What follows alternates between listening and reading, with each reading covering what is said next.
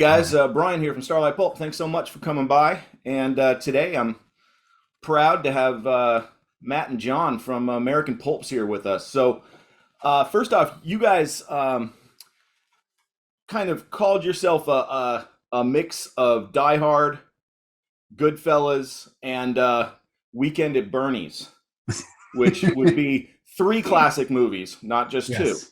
Um, so how did you guys with American Pulps? How did you guys come about?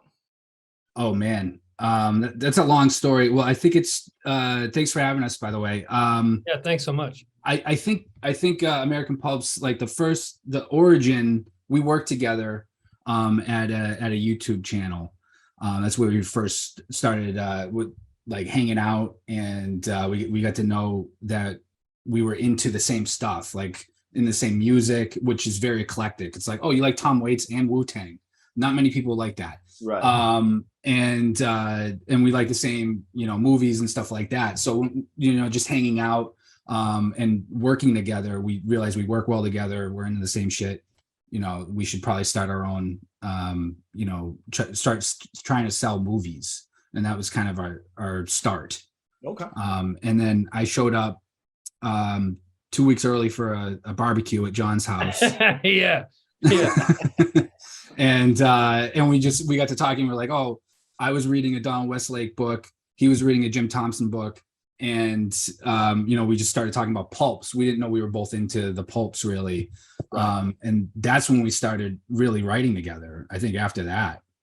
Yeah, it was still like at the time, this was during, this was when they were still making a lot of movies like for like sci-fi and stuff like that, like a lot of straight to video. Sharknado.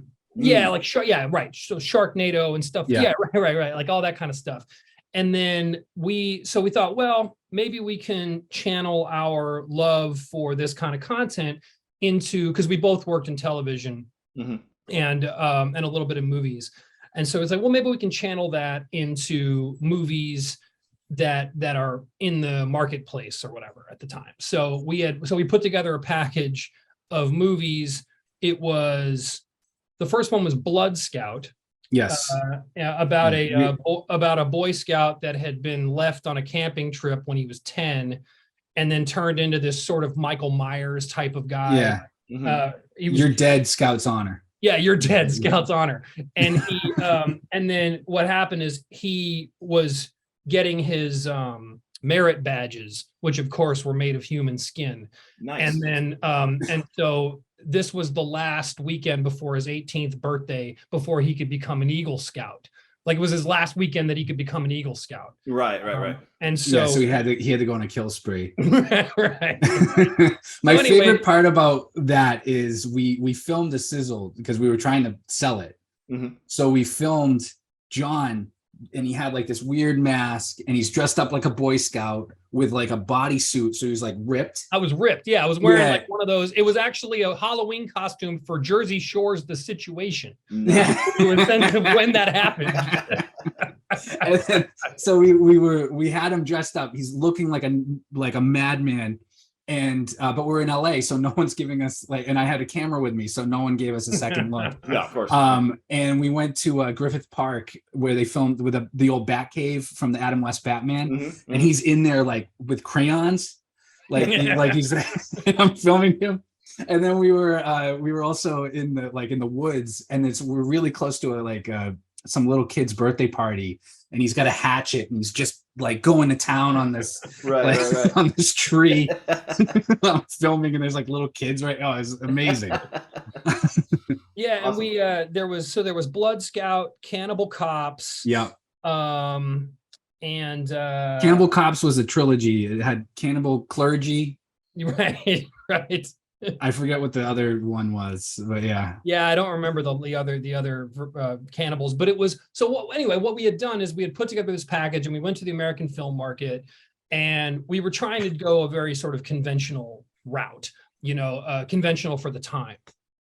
And the thing that kept bugging us about it is that it was at a time when people were making these sort of like they were calling them grindhouse movies, Right. which I think was a sort of a misnomer, because the original sort of what we know of as grindhouse movies were not trying to be so bad it's good. You know what I mean?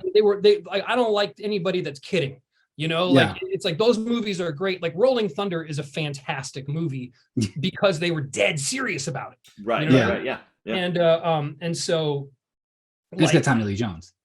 Yeah, so it's amazing film. And so like, but the so the thing is we were doing that, and then we went there and we were looking around and we're like, even if these movies went, like, is this like, would we be satisfied? You know? Yeah. And then we started thinking like, well, why don't we do the smallest thing that we can control first, you know? Okay.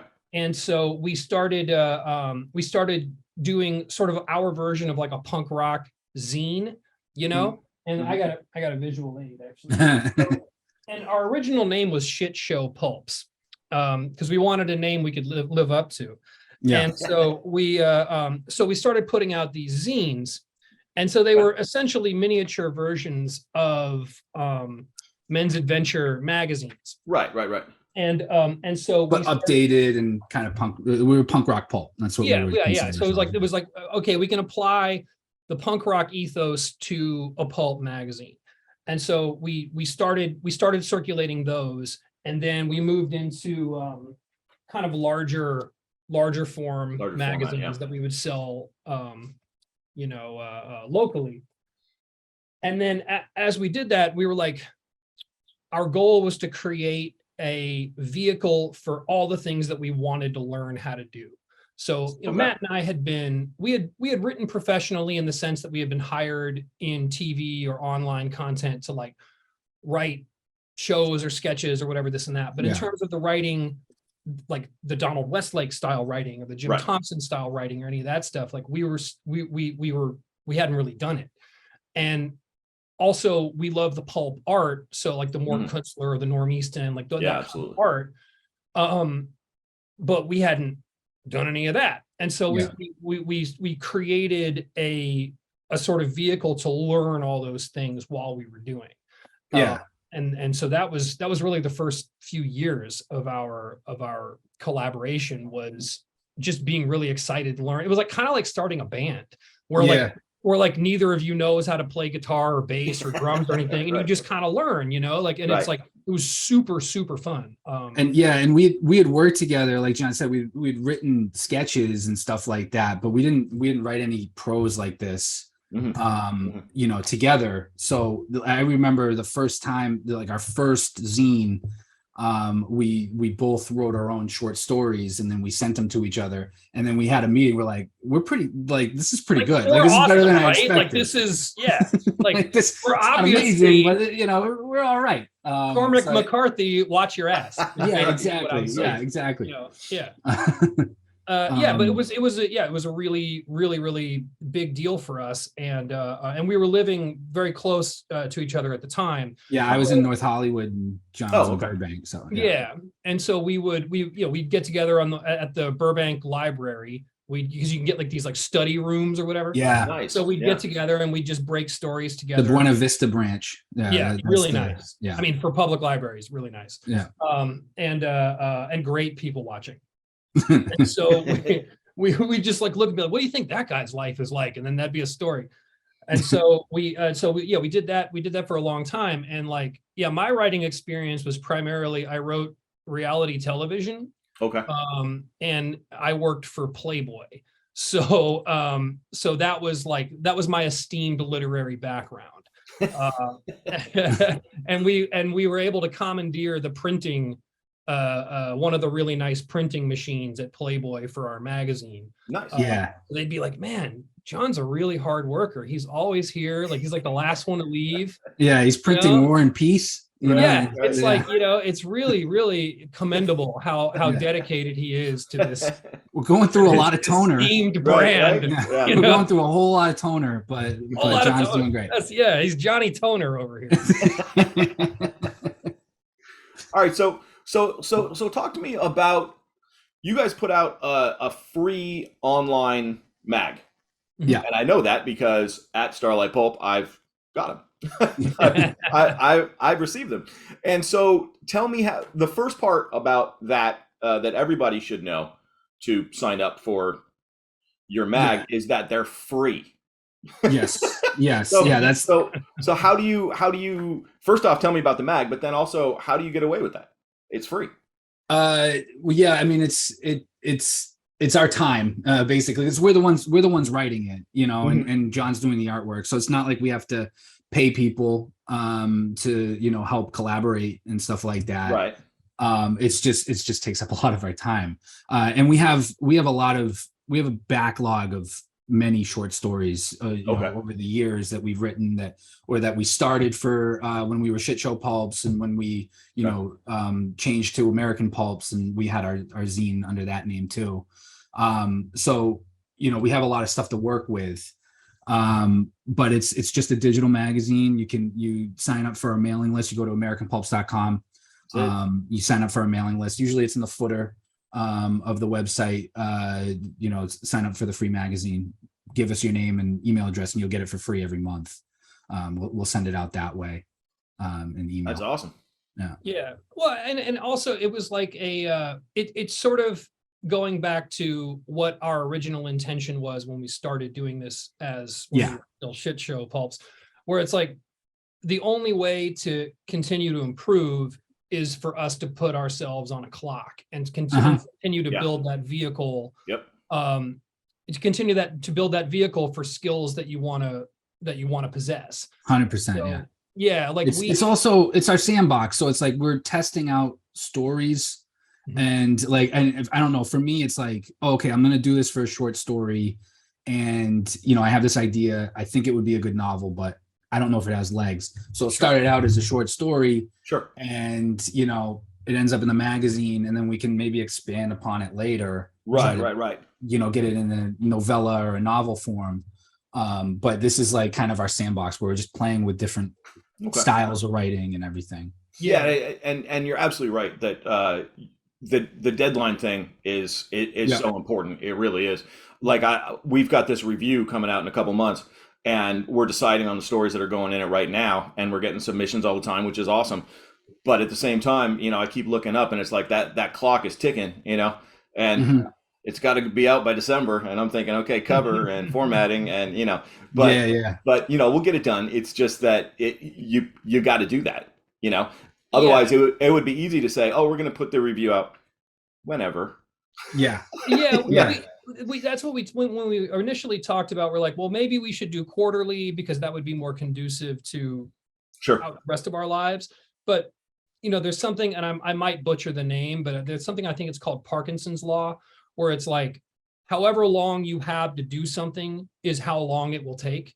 Right. Yeah. So it's like, if I'll just speak for myself. If it was quarterly, well, then I would be going crazy the last month of the quarter, being like, oh shit, now I got how many stories did I say I would do, and how many illustrations do we need, and like all that stuff. And so it's like, it's really interesting because Matt and we wrote Under the Knife, our first novel that we released was written as a total collaboration, which was awesome. And like, like when I go through that book, I can't see where his, like what sentence was his and what sentence was mine. Like it's like really like when it went through so many, went through so many drafts that it's totally both of us. So that's actually something I wanted to touch on, because we'll talk about the novel for sure. But my follow-up question to that was going to be, how was writing collaboratively? Because when if it went that well for you guys, that's awesome. But when I think about like my writing, for example, I look at it as a very kind of individualistic enterprise. You know what I mean? And yet you guys wrote this book together. Right? So how was that effort? I mean, it started out as a script, which helped. When we had pitched it as a TV show. Yes, and it was a 60-minute script. It was 1 hour. That was a fun meeting. Yeah, we had a couple meetings. They're like, Thanks. Yeah, no thanks. Thank you. Guys, Yeah. you guys are slightly fringe, and Yeah, their note was, cost, you guys are too fringe. That's what we this will kept getting. cost a lot of money. Too fringe. Well, and it's like, oh, it's that's live actually action. that's actually a compliment. Yeah. No, we Yes, said we don't take it as we don't take any offense. Absolutely. But yeah, we had written it as a script, which, you know, script writing in general is a much more collaborative. Sure. Yeah. Medium, you know, and then I'll speak for myself. I loved it because, you know, I think one of the things that I really appreciate so much about our partnership is that we are each other's first audience. So it's like, without trying to sound corny or whatever, like a lot of this is like, I'll write something and I'll be like, Matt's going to think this is funny. Yeah. You know? Right. And like, you know, and so it's, you know, I love writing on like the stories that we do for the magazine. We're writing on our own because we're sort of getting stronger on our own. It's like kind of like the off season for an athlete. Or but something. we're also kind of writing it to make each other laugh as well. Oh, 100%. Oh yeah, absolutely. I'm like, oh man, Matt's going to think this is funny. Yeah. And so like it's we're sort of like the way an athlete would like cross train or something in the off season. That's more of like a solo endeavor.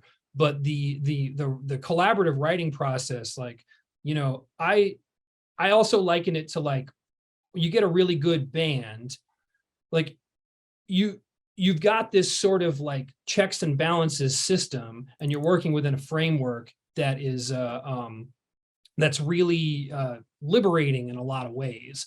You know, I know that I can put an idea out there that I might think is a little nuts, and like a lot of the time, like for my contribution, I'll put something out and be like, is this, we have a phrase that we always use, bad example.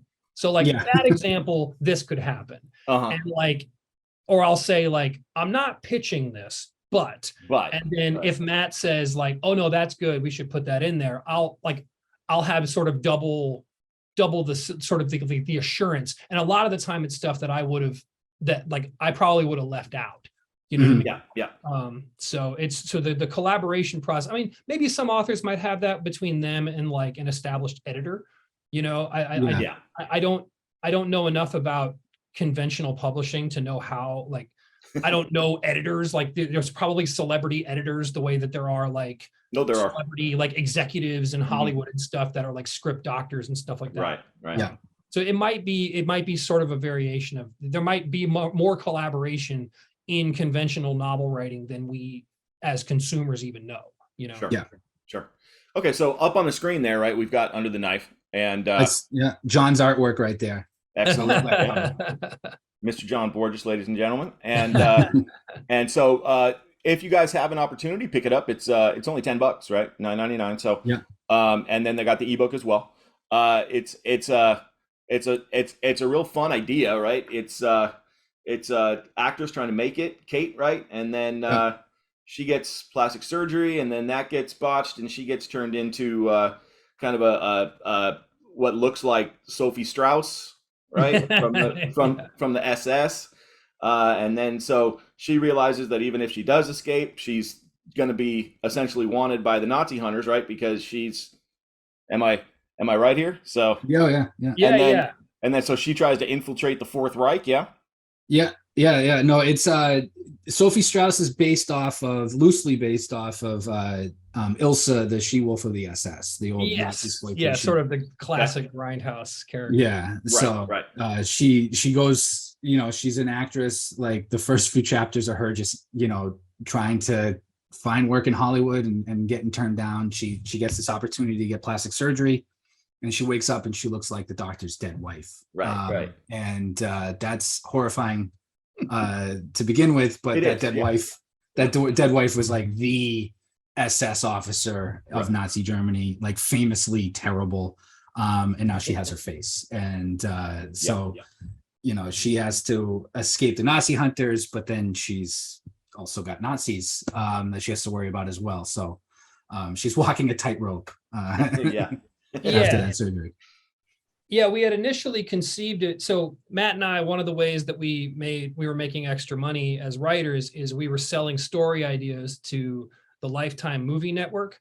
So like, you know, a woman will think that this guy is the greatest guy in the world, and it turns out that he's a serial killer that's changed his identity. that kind of stuff. And and I don't mean to I don't mean to be blasé about it. I think those movies are great. Like, yeah, we watched a lot of them. We watched a lot. We learned a lot about plot and a lot about like sort of making everything very watertight. Like those movies are a great education. Right. And so we were pitching ideas back and forth, and then we sort of like stumbled upon this concept of like, what happens if a woman goes in for plastic surgery and wakes up in the doctor's house and he's turned her into his dead wife. And we just howled with laughter. Like we thought that was just the funniest thing. And then we were like, okay. Then we started like, we got excited or whatever. And then I think we went to because we would write for a while with coffee, and then we'd go to the bar and like whatever, like sort of the real ideas would come out. Right. And so I think it was at the bar, we were like, wait, what if when she gets past the age that the real wife was when she died, he turns her into his mother? And then we were like, we're not giving this to Lifetime. Yeah. Right. We're holding on to this one. And then we kept like, sort of like with acquaintances and friends and stuff like that, like we kept sort of bringing this idea up, and the reaction was always like, you guys are sick.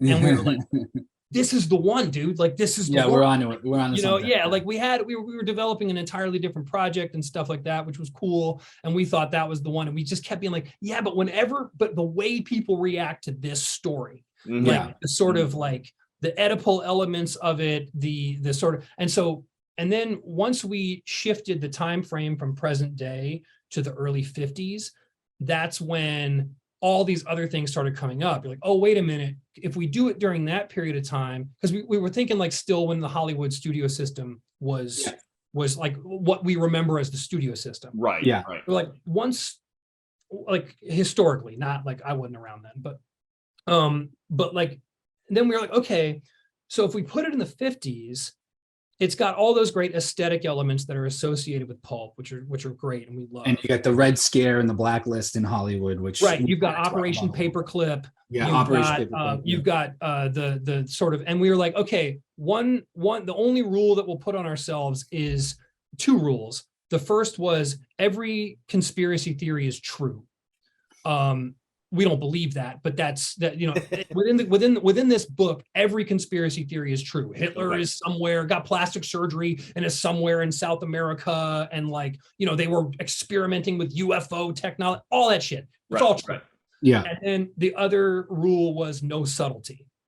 Yeah. As long as we're not like, so every time we were like, I think we're trying to be subtle here. Like that's literature. We're not trying to do that. Yeah. And so like once we shifted the time frame, everything kind of came into light because it's such a fertile historical time frame for like all these real wacky things, some of which definitely happened. Like MK Ultra did happen. Yeah. What was it, Operation Midnight Climax? Yes. Yeah. Happened. All these things happened. And so that was really when the story really opened up for us. And when we said, okay, we can take the premise to its logical extreme, which is because we had the idea of the woman waking up as the doctor's dead wife, but we were like, oh my God, what if the doctor was an escaped like Nazi surgeon doctor, like a Mengele type, Right. And then what if his wife was Ilsa, she-wolf of the SS? And we're like, oh man, okay, all right. Now we have like almost like a superhero origin story, like almost like an action film. Yeah. So that was and then we were just super excited. Like we were just trying to make each other laugh. Like every page we would share was just trying to make each other laugh. And originally it was, so we pitched this to the like fucking like Universal people, and we wrote it as a script. So we would beat out the story, we'd do the story beats together, and then we would and this is how we write almost everything. One person takes odds, one person takes evens. Yeah. So odd scenes, we split it into odd scenes and even scenes, and then we write those. Yeah. And then we write our own stuff, and then we edit the other person's work, put it together, and then one of us will take a pass, then the other person will take a pass, and after a few passes, it's just basically it's got our fingerprints all over it, and you can't tell who did what. Yeah. So Matt would sit with the book for a while, do a pass the whole book, and then he'd send it to me. I would do a pass the whole book, and back and forth. And then at the end, we would sort of at that point we were kind of on different coasts. So we would sit on whatever it is, the phone or Zoom or whatever, and go through a shared Google document. What about this line? What about this word? What about this joke? Like all that stuff. Yeah. Excellent. But so. Yeah, that's pretty remarkable that you guys were that collaborative with it. That's awesome. Yeah, I think it's interesting because we were learning at the same time. Yeah. So I think that maybe if he and I had both been really established authors and people had already told us how awesome we were, which I'm still waiting on, but like if we were at a point where we had sort of ossified in that way, which I hope we never do, but I can see how it can be sticky for some people who are not. We came from a collaborative medium, film and TV. Right. And so it was understood that you were going to get notes, and it was understood that you were going to get that you were going to have to collaborate. So that was nice because we had that training. But then also we were learning together. So there was no rule book. There was no way that we thought it needed to be, And we already worked together on other collaborative things. Yeah. So it wasn't new. It's basically how we wrote YouTube videos and stuff like that. So, and we're exceedingly charming people. So it's such a pleasure to be, All right, guys. So talk to me about if you had to kind of put out your pantheon, right? Your little group of the immortals in terms of writing influences. Who would those be for you guys? Matt, my number one would be Donald Westlake. Okay. He couldn't write a thing without writing a joke, and I love that. And I mean, he wrote under many pseudonyms. Most famously Richard Stark with the Parker novels. Right. And Tucker Coe. I forget the name of the private detective, but those are his two. And he wrote under a million others, but those are the three big ones. And Donald writing as Donald Westlake, he is at his funniest. I think I enjoy him as Donald Westlake more than Richard Stark, to be honest. But okay, he's my number one for sure. Okay, John. Yeah, well, number one for me would be Jim Thompson. Yeah, Jim Thompson. I read. I think I was like, I don't remember exactly how I came across him. It's like one of those things where it's just suddenly it's in front of you, and you're like. Right. How was life one way before I read? Like I'm really not kidding. Like it's right. His work. It was the equivalent to me of like the first time I heard Iggy and the Stooges or the Wu-Tang Clan or when I was a kid, like Mr. Bungle. You know what I mean? Like these they're sort of like these paradigm shit where you're like, holy hell, I can't believe this is real.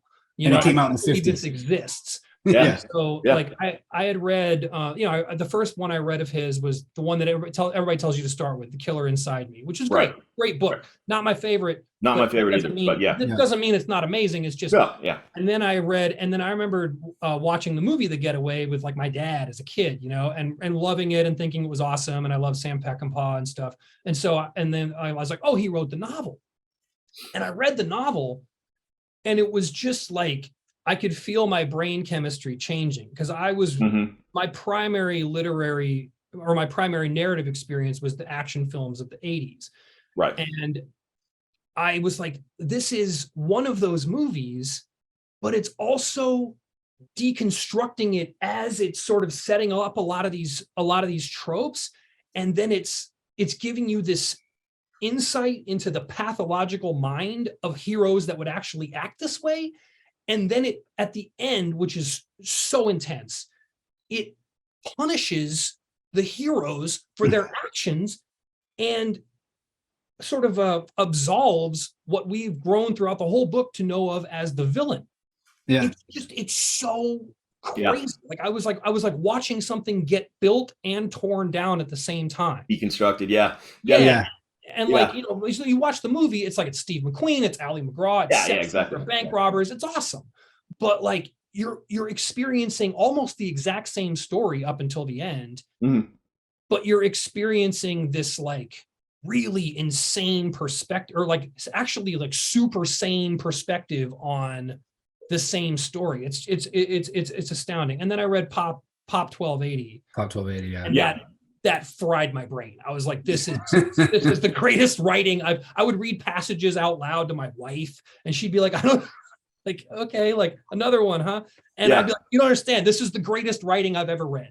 And that was a big influence on Cannibal Cops to go, that was, because I mean, it's, the cop, Nick the sheriff or whatever is not a great guy. He's not a cannibal. Not a great guy. I know. Yes. See, there's like this almost like mystical element to that book where it's like, he's almost like this like avenging force that he like, thinks he is. Yeah. Yeah. It's like, but it's like, and like, there's like these like weird, almost like, I'm going to misuse this word and it's not what I mean, but like, it's almost like this supernatural element to him. Like just the amount he eats. It's like, there's these hints that like, he's like from a different plane of existence almost. Like I'm going to get real like Dennis Hopper in Apocalypse Now about it if I keep going. It's like, it's just real wild, man. And then my number two, probably Herbert Castle. I was going to say, Herbert Castle. Okay. Herbert Castle is a guy, the one that got me into him, I found him on a blog. I want to shout out the blog. It's a blog called Glorious Trash. All right, Glorious Trash. I used a lot of reading recs from them. Dude, it's a great blog. And but Ladies of the Valley, which the cover is great. But it's about a bunch of people in Hollywood in the 70s that get together to make the first big budget porn film. And it's like, so imagine a porn film, but it was like starring Charlton Heston, like a big movie. And it's just incredible. Like the prose and the way that he paints characters and the scope of it, it's just amazing. And then this one is another one that was really influential, Millionaires, where it's a story about a guy who used to be this aristocrat in South Florida and, sort of like a society type guy. Mm-hmm. And his family went broke. And what he's doing is he's going back to infiltrate and act like he made his money back. But really all he wants to do is rob the entire island on New Year's Eve. So it's a heist book. Yeah. Like, but it's full of all this like 70s, like beach read, sleazy sex and like all that. It's fabulous. Like, and so Herbert Castle, like at least my contribution of the prose in Under the Knife is very much of the Herbert Castle story. Okay. Sure. Okay, cool. Yeah, I would definitely have Thompson up there too. Castle, I don't know. So I'll need to look. I highly recommend.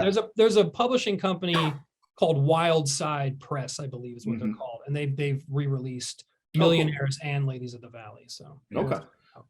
Yeah, the one thing, see, it's so interesting because I fully believe that Thompson is certainly one of the best writers during that period, best pulp writers, period. Yeah. But at the same time, I don't think he ever he didn't ever really enjoy any financial success, certainly. But he really didn't enjoy a lot of commercial success either. He did get some critical success, but commercial success either. And I think a lot of the reason for that is, and it's unfortunate, but it's just a truism, is that the reason why like a Hammett and a Chandler were able to get that commercial success is because they have recurring characters. You go back to Marlowe and Sam Spade and Lou Archer and those kind of guys, whereas Thompson didn't have that. First off, most of his characters were kind of unlikable. That's the other thing. You still had, in the early 50s, I don't know when the Hays Code ended, but his movies or his books would not be like good for the Hays Code. Right. They always have to have a moral at the end. If you're a bad guy, you get killed or you go to jail. Yeah. And he was one of the first guys to write with an anti-hero. Yeah. You don't, without Thompson, you don't have Parker. You don't have the Richard Stark Parker. You don't have the anti-hero. Right. No, I got you. He was Yeah. one of the first ones to do that. Yeah. And I mean, the reason that The Killer Inside Me got so much press at the time was just because this is a bad dude doing bad things, and it's written first person. Mm-hmm. Yeah, totally. And that was the thing that was so shocking to people. Is it's like, how is he writing this as himself, right? Like, and producing it as if it's him doing it. And that at the time was kind of what made it so shocking for people. But I agree, John. I think Pop 1280 is just an absolute masterpiece. It's just incredible. Ridiculous. It's funny though, because like The Killer Inside Me, it's one of the few books I've read where the violence in the book is legitimately hard to read.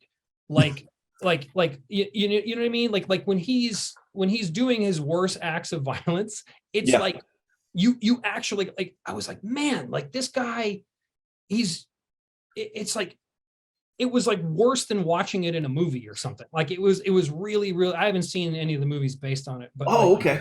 I was going to say the one they made about, I'm going to say 5-7 years ago, something like Casey that. Affleck Casey one? Affleck and Jessica Alba. It is good, and it is really violent. And some of this, I mean, he's not a real nice guy to women, and so I was kind of surprised that they would do that in a movie made nowadays, and they did. I mean, so it's definitely worth a watch. I'll have to check it out. Yeah. I mean, this is not in The Devil Inside, or The Killer Inside Me, but I think it was in Hell of a Woman. This guy's the main character. I think that's another first person one. And he hits this person, and he describes this person's head as rolling around on its neck like a pumpkin. So you're imagining this pumpkin on its stem going back and forth. Like I just, it's like, it's one of those writers that, like, Stephen King's kind of like that too, where there's like these things that, like, I read maybe when I was like from Stephen King, like when I was like 10, that like I still remember like the description. Yes. You know what I mean? And it's like this idea of like a pumpkin. Like it's just so, and anybody who says life is a bucket of shit with a barbed wire handle, like, I'm gonna read their books. Like that's incredible. He's one of those guys that you write down what, like, you read something and you're like, oh, I gotta write that one down. Yeah, that's tattoo worthy. Like most of what you write is worth having tattooed on your arm. And I actually wanted to touch on King, so that's nice that you brought that up. But it occurred to me the other day, because his birthday was recently, right? And so there was stuff all over Instagram and that kind of thing about happy birthday to Stephen King, and I just kind of did I don't know, not a deep dive, but I've been listening to some audiobooks by him recently, anyways, and it just kind of occurred to me how I think we kind of take him for granted in a way, because he's been around in our lives our entire lives. I mean, from the moment I was reading serious content, I mean, I went through like an Encyclopedia Brown phase, when I was 8 or something, but as soon as I got to maybe 11 or 12 and I'm actually reading, it was Night Shift, and it was Pet Cemetery and Carrie, and I actually really did, when I was a teenager, I made it through The Stand. Nice. Oh wow. I did. Nice. I didn't have the stamina for that as a teenager. I tried to do it, and I could never get through it as a teenager. But The Stand, I actually got through all 1,100 pages or whatever. I got the one with the Bernie Wrightson drawings. Oh, cool. And really cool. The Bernie Wrightson drawings too. No, that was super cool. But then, so my point is, but that's like, your early teen reading, and here we are, however old you guys are now, but we're full-fledged adults at this point, and he's still around and he's still writing, and not only that, it's relevant. Like, it grows with you. His stuff grows with you for sure. You can read it. Like I loved I think he's great writing about the coming of age story, like The Body, The Stand By Me, The Body. like some of the stuff about it is just kids being kids, and it's just so, it's like I'm reading it and it's like, wow, he really either remembers his childhood or he was writing this while he had kids that age or something, because it's just so perfect the way he wrote that. It's just kids, you know, acting as if they're really kids. The minutia of it is mesmerizing. When they build that dam, when they're going to build a dam, and it's like they you know, it's just so it felt like I read that as a kid, and like I remember that scene with, like, you know, I was around the age that those kids probably were, you know, and like I was like, this feels like this is something my buddies and I would do. 100%. And it was like, it was interesting because, like, I think what was so relatable about King to a little kid, it was like the way he wrote. This was somebody who was obviously excited about telling a cool story. Like there's like an exuberance to it that, like, you can key into as a little kid, you know. So it's not like literature that, like, your teacher tells you is important or whatever. It's like this is somebody, like, this is one of us that's like writing this story. So it's like it's kind of like you know how, like, Danny Torrance in The Shining can, like, he understands, like he can hear what people are saying, but he doesn't quite understand it. It's like too adult. That's kind of how it was reading Stephen King as like a little kid. It was like I can conceptual, like I understand the language that's being spoken here. There's just maybe, like, in the Tommyknockers, why are we reading 100 pages about this guy on a drinking bender? You know, and then now as like an adult, I'm like, oh, right. I can understand why that was important to write. But it didn't matter because the language was so engaging that, like, I could read the Tommyknockers. And then you get to the point where, like, the kid, it makes his brother disappear, and it's like horrifying. And you know, because he got his magic act or whatever. And it's like, I think the magical thing that King has is his characters are so relatable. Yes. You read his characters and you think, oh, I know that guy, or you know, I think that sometimes, or, you know, there's never a character you run across that seems artificial. And that's you know, really hard to do. He's been doing it for a long time. Night Shift, you mentioned Night Shift. That was when we first started our zine, when we first started writing short stories. I went back and read Night Shift again, because I'm like, I gotta look up, you know, how the greats do these short stories. I read J.D. Salinger, and I read Stephen King, and the Night Shift stuff was young and hungry, writing for old men's mags, Stephen King. A lot of that stuff was in Hustler. A lot of that stuff was in Adam magazine, Cavalier magazine, like the old men's mags that's most of Night Shift. So that was a good primer for us, or at least for me, when we first started Shit Show. I actually ran across one just yesterday at a thrift store that was it was an Ellery Queen's mystery magazine from 1979 that had a King story in it. Oh, cool. No way. That's awesome. But the I don't know if you guys have read it, but it's on Hard Case Crime. But the Joyland that he put out. Joyland's great. Really I haven't read that. Matt knows that. Really good. Yeah, I like Joyland a lot. That's another one that's like a, you know, coming of age Bildungsroman kind of story. And it's wonderful. Yeah, it's wonderful. Yeah. So I got this little Stephen King story I just want to share with you, just because it's to me it was really funny. So we're putting out this review, right?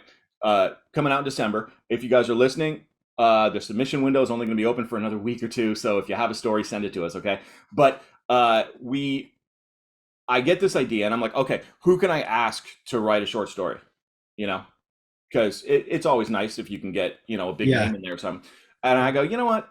If I get Stephen King, you know, why not? I mean, you know, swing for the fences. What, you know? Exactly. And you know, it's like, it's better to throw a Hail Mary than take a knee, right? So I was like, fuck it. And so I started doing a little deep dive into how to get a hold of Stephen King. Not easy, as you can imagine. And it shouldn't be, right? I mean, if I'm in his shot, I don't want every person writing me either. And so finally, I get a hold of this guy that runs a piece of his website, and he's, you know, he writes back, look, I sift through a lot of this stuff, and but because you're asking for a short story and it seems legit, I'll you know, here's an address. And so, and he said, but don't send an email. So then the next morning, I'm out on my deck and I'm literally at my computer writing a letter to Stephen King to see if he'll submit his story. And on the, and on the address, I'm writing, whatever the address is. Yeah. Bangor, Maine. And I'm like, okay, sure, why not? And so I send it. About a week later, I got an email from a personal assistant of his, and she said, "Thank you so much for writing the letter. Mr. King doesn't have any stories available at present, and I was like, okay, that's awesome. I'm like, wow, okay. I was like, and I'm like, so we'll be doing these reviews twice a year. So if Mr. King ever has anything he'd love to send, please let me know. That would be awesome. Yeah.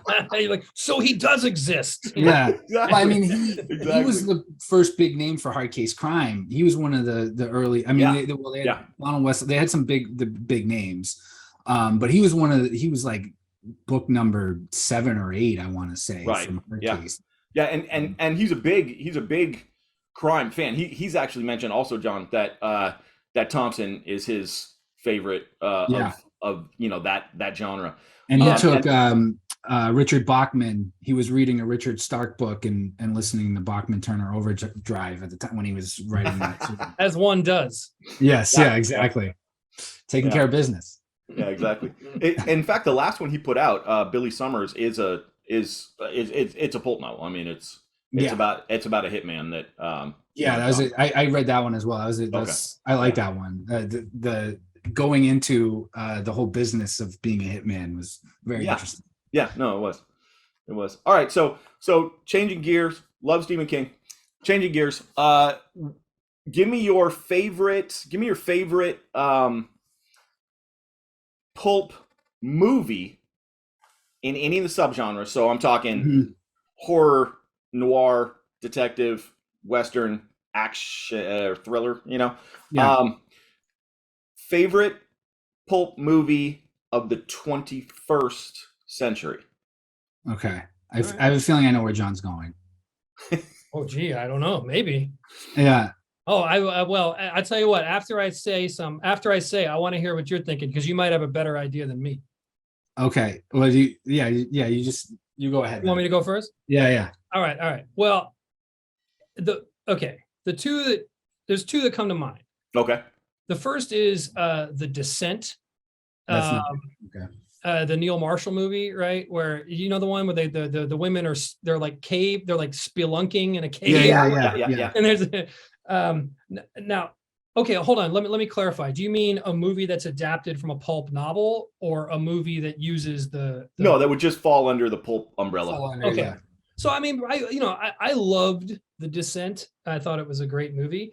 And but I would say probably actually two of the Cormac McCarthy adaptations, like I guess maybe, I mean, obviously No Country for Old Men is like the Coen brothers are who they are. And I think, they're one of my favorite. I think Fargo is like, that's a classic pulp one too. Yeah. But like, but I think The Road, like it's interesting because the book, The Road, I really love. Like, and I think since becoming a dad, I love the book even more, you know what I mean? But like, what's really interesting to me is like, so pulp for me is you take a premise and you follow it to its logical extreme, so like, it's not a matter of gore. It's not just a matter of like extreme content. Cause like Indiana Jones is as perfect a pulp character as there's ever been. Absolutely.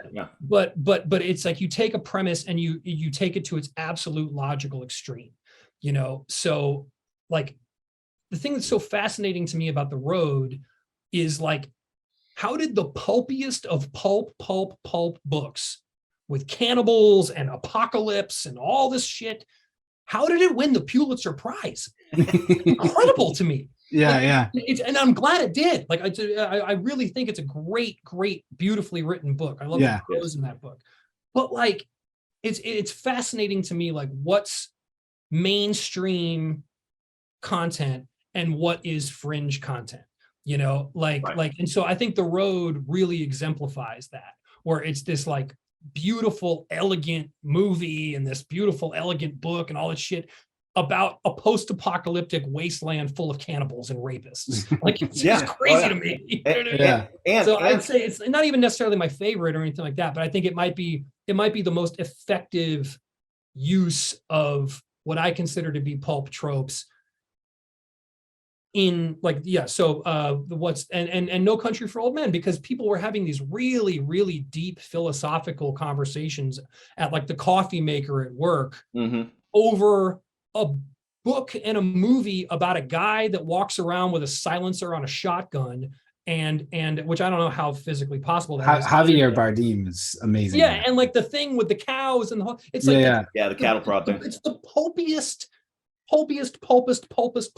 content possible, and people are having conversations about the inevitability of the inevitability of fate and calling into question elements of existence over a dude with a Prince Valiant haircut and a cattle killing thing. Like I think it's brilliant. Like it's everything Coen Brothers. I mean, you got Miller's Crossing. I mean, you could Fargo, Miller's Crossing.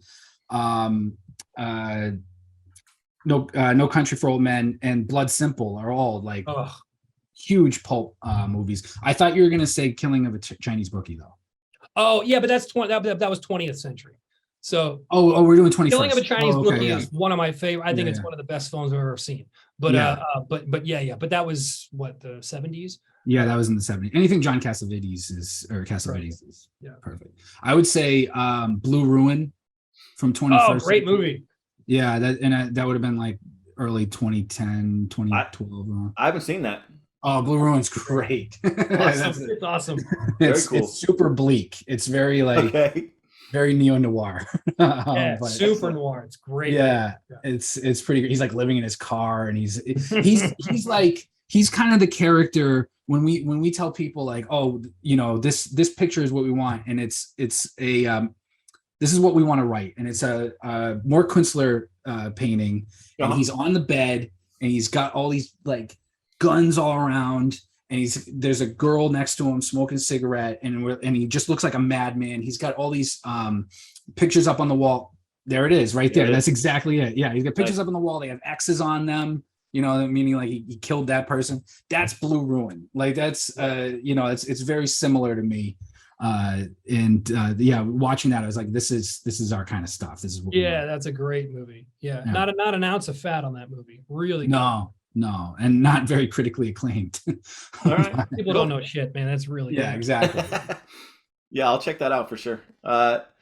Mine would probably be, believe it or not, the two I would do is No Country for Old Men for sure, just because, and it pisses me off. I'm one of those people that I don't have a whole lot of patience for, like Cormac McCarthy can't write pulp because he's too good of a writer, you know? Yeah, that's nonsense.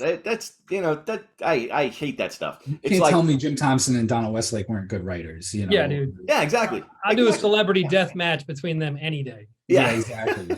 So I mean, so No Country for Old Men for sure, and then probably the other one would be Sin City, because I'm a huge Frank Miller fan, going all the way back to Bullseye and Daredevil and Ronin and Dark Knight and all that. Sin City series I thought was great, and then I've never seen a truer adaptation of book to movie. I mean, it's literally almost frame for frame the exact. Didn't they give him a co-director credit because they basically just used, I think so, framing?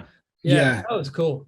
I mean, it's like it's very stylistic, which the comic books are stylistic as well. So it was very similar in that style. It's I think that style, the Frank Miller style, was kind of my introduction. Well, I wouldn't say my introduction. Tim Burton was probably my introduction to noir in a way. Like as a kid, what I would watch, I loved '89 Batman. That was kind of, and that's a very noir look. And I loved the live action Ninja Turtles, man. I just remember being a kid and that opening scene, the kid's picking the pocket. He's picking somebody's pocket in the city, and it's like that kind of like style was something I looked at, and the Dick Tracy, the Warren Beatty, Dick Tracy. Yeah, I remember so that. that's all very noir, and I didn't realize that at the time I was like, I'm into noir. Like I just like I thought that was right. that was very early. What I was influenced by as a kid. Yeah, for sure. Okay. All right, guys. Well, we're gonna go ahead and cut it off here. Hang out for a couple minutes, and we'll talk after this. So for everybody out there watching and listening, first off, thank you so much. I know you got lots of choices and lots of things to listen to, so appreciate you guys. Today we got Matt and John from American Pulps on. If you have the opportunity, go buy Under the Knife, which is their book, AmericanPulps.com. Also, make sure that you sign up for their newsletter because you get free. You get to read free stuff. So free stories. So pick that up. Again, Starlite Pulp, go to starlightpulp.com. We got some merch. We also got those submissions. They're only open for probably another week and a half, possibly 2. And then we're putting the issue together as quick as we can. So get those in, and appreciate you guys so much. Thanks. Thank you.